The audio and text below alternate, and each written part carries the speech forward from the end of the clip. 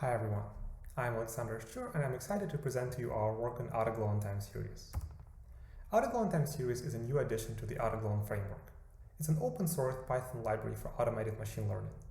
As the name suggests, the TimeSeries module focuses on time series forecasting and allows users to generate point and probabilistic forecasts for time series data. The design of the module follows the principle of other AutoGluon packages that you might have heard about, such as AutoGluon Tabular or AutoGluon Multimodal.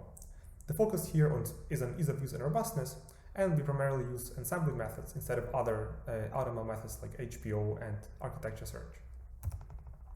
In time series forecasting, our goal is to predict how some quantity will change over time, given its past values. For example, we might want to predict future sales of some product, or to plan our inventory to make sure that we can meet the future demand. A probabilistic forecast means that we don't just predict a single value for the future demand. So we don't just say the sales tomorrow are going to be equal to 100 units, but rather we predict the range of possible outcomes. So we could say the sales tomorrow are going to be between 95 and 110 units. AutoGluon TimeSeries provides a simple API for generating such probabilistic forecasts for the data. The first step here is loading the data. You can do it from a CSV file, from Pandas data frame, and the dataset here might contain a single time series or even multiple univariate time series, in addition to all the additional covariates. So these covariates could be some other features, maybe the price of the product, some other location of the store, or maybe some other related time series that can have some effect on the forecast. After we have loaded the data, we have to define the task. So in this example, we specify the prediction length, which means we say that we want AutoGluon to train models that will predict 30 time steps into the future. We can also specify some additional things here, such as we want to choose which quantiles we want to predict, or we can choose an evaluation metric used to tune the models. After we have defined the task, we call the fit method, which is where most of the heavy lifting is done.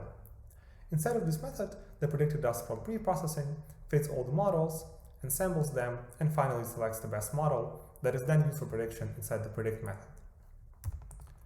The main idea of AutoGluon design is convention over configuration, which means that most parameters have some reasonable defaults, but users have a lot of room for customizing the code and making sure that the predictor that they train meets their specific requirements. We start with some very high-level configuration options, and here we have two most important parameters. The first one is the time limit, which is essentially how long a user says they're willing to wait for the model to train. So here we say 3,600, which means we want the model to train for 1 hour, but it can also be much shorter, such as several minutes, or even larger for several hours. The second most important parameter besides the time limit are the presets. And the presets here are just some high-level configuration options that allow users to choose an overall configuration of the predictor that best suits their use case. For example, if the user wants to get the most accurate forecast, they can choose the best quality presets, which means I'm okay to train for longer, as long as the predictions are as good as possible. Another option would be that if some user who wants to just quickly prototype and get the result as soon as possible, maybe on a very large data set, in that case they could choose the presets called fast training, which would tell AutoGluon to only train very fast and very efficient models. There are also more complex options for advanced users. For example, you can specify the individual model that you want to train. You can even configure these models. You can choose how cross-validation is done. So we hope that with this API design, where we have both high-level and low-level configuration options, we provide something that is useful for both advanced users and those who are just getting started with time series forecasting. Now, after we call the fit method, as I said, most of the work is actually being done. And the training logic of AutoGluon is actually not that complex. So the first step is just some very simple light pre-processing, and after that, AutoGluon, depending on the presets, trains the model sequentially, and in the end ensembles them. So there is not much else going on here, and it's also very understandable. The setup model, of course, depends on the presets that the user chooses, and I want to go into this in a bit more detail. So we can divide the models into three main categories. The first class of forecasting models used by AutoGluon are statistical models that are also sometimes known as econometric models. These are usually some very simple models that capture some patterns like trends or seasonality. You might have heard about models like an ARIMA, ETS, or theta that are all members of this category.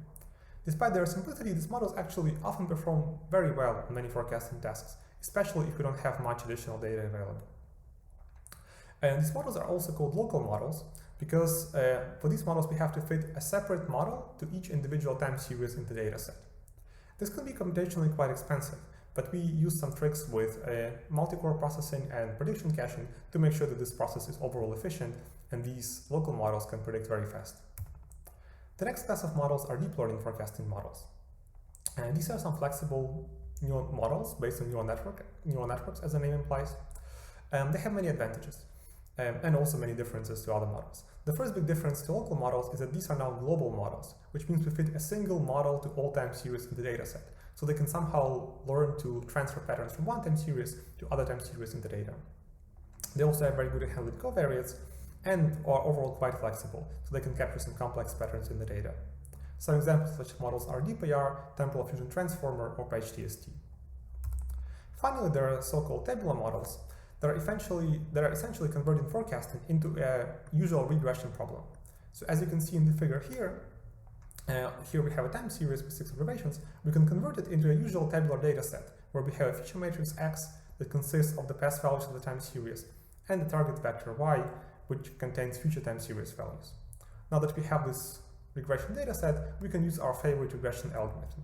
And luckily for us, there's another AutoGluon module called AutoGluon Tabular that already implements many of the regression algorithms that we reuse here in the forecasting module. Finally, after we finish training all these models, we go to the ensembling step, which again is quite simple. It's just a simple weighted ensemble that we learn with a simple forward greedy selection algorithm based on the algorithm from Caruana et al. 2004. We train the ensemble using the out-of-all predictions, and after we learn the ensemble weights, we just combine the predictions of the selected models at the prediction time. Okay, so we have seen that how the whole system works. Now let's see how good the results are compared to other frameworks. In our paper, we evaluate both point forecasting accuracy and probabilistic forecasting accuracy of AutoGluon with many other established forecasting frameworks and models, and that people commonly use in the literature. So here we have both these automatically tuned statistical models like AutoATS and AutoArima. We have the same deep learning models like DPR and TFT. And we also have an ensemble of the local models called that ensemble, and we have an AutoML system, AutoPyTorch. In our experiments, we see that AutoGluon performs much better than these other systems at different time budgets and in different settings, and happens to achieve the highest average rank, and the loss difference is actually quite large. So it's not like that AutoGluon outperforms by a tiny margin, but as we can see by the rescaled loss here, the margin is actually quite significant in many data sets.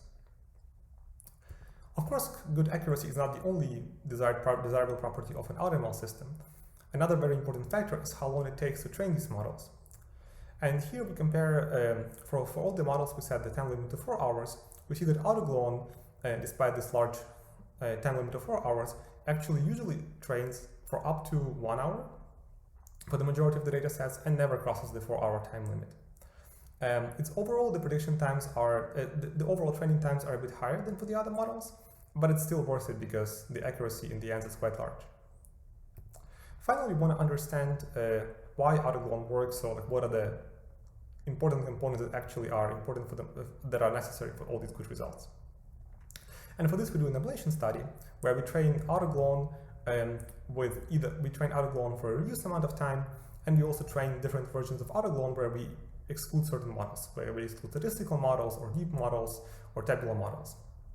And interestingly, we find here that there is no single model that is responsible for good performance of AutoGluon. So the biggest downside that you can do, the biggest disadvantage for AutoGluon would be disabling the ensembling, which appears to be the crucial step in here. But disabling any individual model does not really affect the performance that much.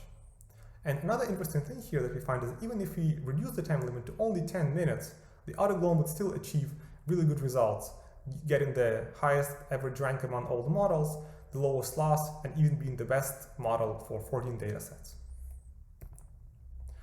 Finally, I'd like to thank my amazing co-authors who all work with me on AutoGluon time series, Shchur, Nick, Huibin, Oleksandr, Tony, and Bernie. And finally, of course, I want to thank you for your attention.